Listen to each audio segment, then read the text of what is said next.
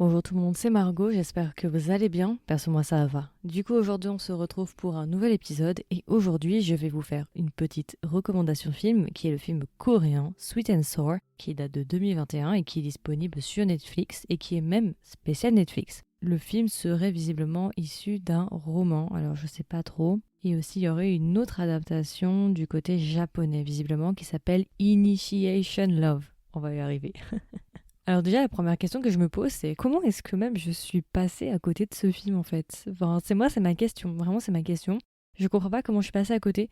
Vraiment, j'ai passé un très très bon moment. Je vous dis, c'est aujourd'hui, ça va être une recommandation. Voilà, je vous le dis. Alors du coup, rapidement, quels sont les acteurs qui jouent dans ce film? Quand je vais vous dire le casting, je suis sûre que pour beaucoup, ça va vous déterminer à aller le commencer. En acteur principal, nous avons Jang Gi-young. Jang Gi-young, si vous le connaissez pas, qui est-ce que je peux vous donner? Il a joué dans tellement de dramas. Il a joué dans My Roommate is a Gomio, Search WWW, qui est un drama que j'adore et que j'affectionne. D'ailleurs, un jour, il faudrait peut-être qu'on vous fasse un review, parce que c'est un de mes dramas préférés aussi. Il a fait dans Kill It, oui, c'est vrai. Et plus récemment, il a fait dans The Atypical Family. Oui, oui, oui. Donc c'est un acteur que moi j'apprécie et voilà, il est de retour du coup pour ce film. En actrice principale, nous avons Choi Soo-bin. Choi Soo-bin, pareil, c'est une actrice que j'aime beaucoup. Alors moi, je l'avais surtout découverte dans A Piece of Your Mind. C'est vraiment un drama que j'aime énormément et qui est beaucoup trop sous-coté. C'est un truc de fou comme c'est sous-coté. Elle avait joué aussi dans I Am Not a Robot. Elle a fait beaucoup de dramas et là, plus récemment, si je dis pas de bêtises, elle avait fait dans The Fabulous. Elle avait fait aussi dans Rookie Cops, Where the Stars Land. Enfin voilà, elle avait fait quand même pas mal de dramas.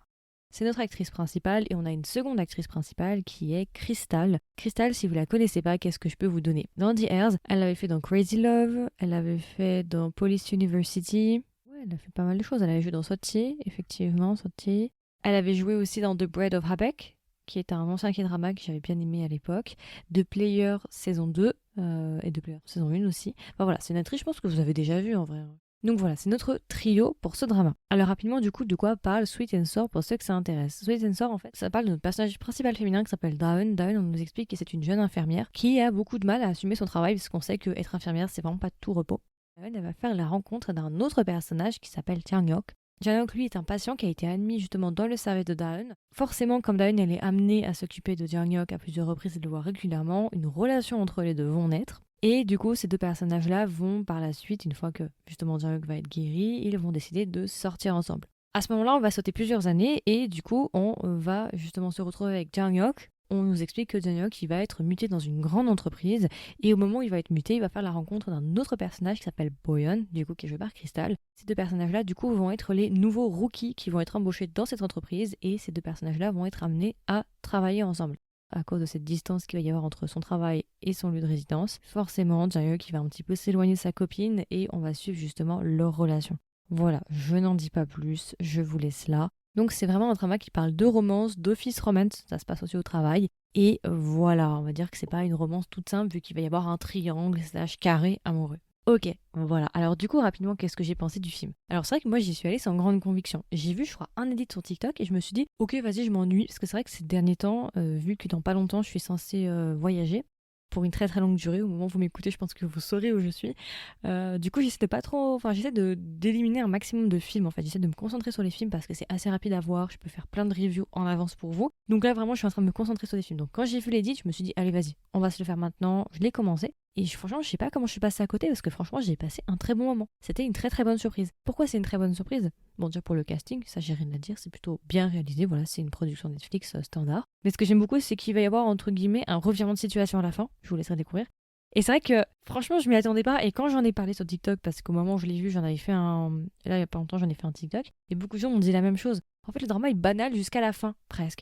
Et à la fin, en fait, ça te remet tout en question et ça te laisse juste sur le cul. En fait, tu dis, ils sont forts. Non, franchement, ils sont doués. Ils sont trop doués. Ils sont trop doués. Le film s'est fait beaucoup trasher quand il est sorti. Si vous regardez par exemple sur My Dramalist, c'est vachement divisé. T'as ceux qui vont mettre 1 sur 10 ou 5 sur 10 et ceux qui vont mettre 9 sur 10. Il y a pas mal de thèmes qui vont être abordés, donc le thème du couple, si le problème, les crises dans le couple, s'il va y avoir un petit peu de tromperie slash adultère aussi qui va être abordé dans cette histoire-là. Et c'est vrai qu'il y en a beaucoup qui ont remis en question ça. Et en fait, je pense que peut-être certaines personnes ont trop pris au premier degré les thèmes.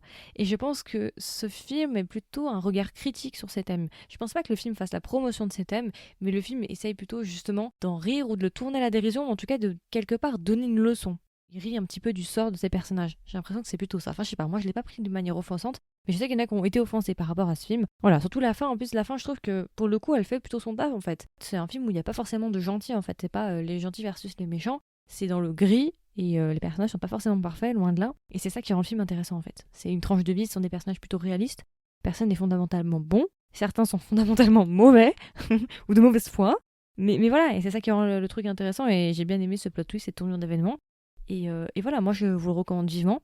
Et si vous voulez passer un bon moment, regarder un film assez sympa, bah allez-y. Franchement, il est pas très long, il fait 1h40 je crois, 1h42. Franchement, ça se regarde hyper vite. Alors, et du coup, est-ce que j'ai des points négatifs par rapport à ce film? Alors, pas nécessairement, peut-être que son point négatif, effectivement, c'est que c'est peut-être au premier abord comme ça une romance assez basique. D'ailleurs, si j'ai un point négatif, le poster. Je sais pas qui a fait le poster, je suis désolée, hein, mais le poster, en fait, il est un peu ringard.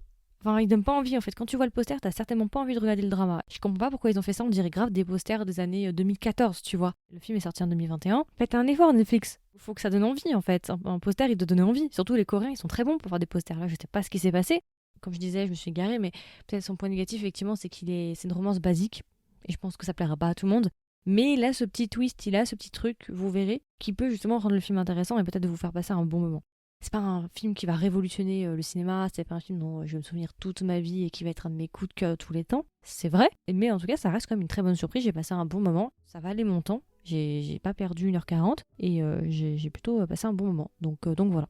Alors du coup, rapidement, si je devais recommander à un ami ou une amie, qu'est-ce que je lui dirais? Est-ce que même je lui recommanderais le film? Bon, je pense que je l'ai bien introduit, mais oui, je vous recommande le film si vous cherchez une petite romance sympa, si vous cherchez un film court, un film de qualité, si vous aimez les acteurs et si vous voulez un film sur Netflix coréen. Franchement, laissez-lui une chance. Ne vous fiez pas nécessairement aux reviews négatifs. Essayez vraiment de... Moi, je pense qu'il faut toujours faire son propre avis. Tout comme moi, quand je vous donne un review, j'essaye moi au maximum d'être objectif, de donner des points, de donner mes arguments. Je vais pas dire c'est nul point. Mais ça reste tout de même mes arguments et après je pense qu'ils peuvent totalement être réfutés. Donc je vous encourage tout le temps, presque tout le temps, à vraiment faire votre propre avis.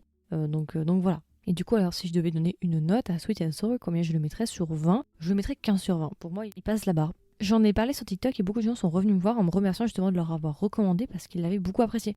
Donc bah écoutez, si je peux aussi vous le faire découvrir si vous êtes passé à côté comme moi, parce que moi vraiment je suis passée à côté, genre c'est 3 ans après que je le découvre, si ça peut vous aider à passer une bonne soirée, bah voilà écoutez au moins j'aurais gagné ça. Et voilà, je pense que c'est à peu près tout en vrai. Je vais pas non plus faire un épisode de 40 minutes sur ce film. Il n'y a pas énormément de choses à dire. J'ai pas beaucoup de matière non plus. Je voulais juste vous en parler pour que vous sachiez qu'il existe et que moi je l'ai apprécié et que je vous le recommande. Et puis voilà, écoutez, comme d'habitude, n'hésitez pas à me donner vos retours. Est-ce que vous avez vu le film? Si vous l'avez vu, est-ce que vous l'avez aimé ou vous ne l'avez pas aimé? Il y aura une section commentaires si vous m'écoutez sur Spotify. Et si jamais vous m'écoutez sur YouTube, pareil, vous pouvez me laisser un commentaire, comme ça je pourrais voir un petit peu vos avis et prendre les températures. Si vous ne l'avez pas vu, n'hésitez pas à me dire si vous comptez le voir et lui laisser une chance. Et puis si jamais vous voulez être au courant des dernières sorties du podcast, comme d'habitude, n'hésitez pas à vous abonner sur votre plateforme d'écoute préférée. Et si vous aimez ce que je fais et voulez soutenir le podcast, comme d'habitude, n'hésitez pas à me laisser une note. Et puis voilà, écoutez, je vous souhaite une agréable journée ou une agréable soirée.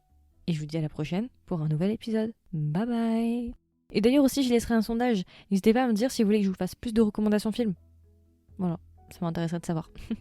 Bye bye!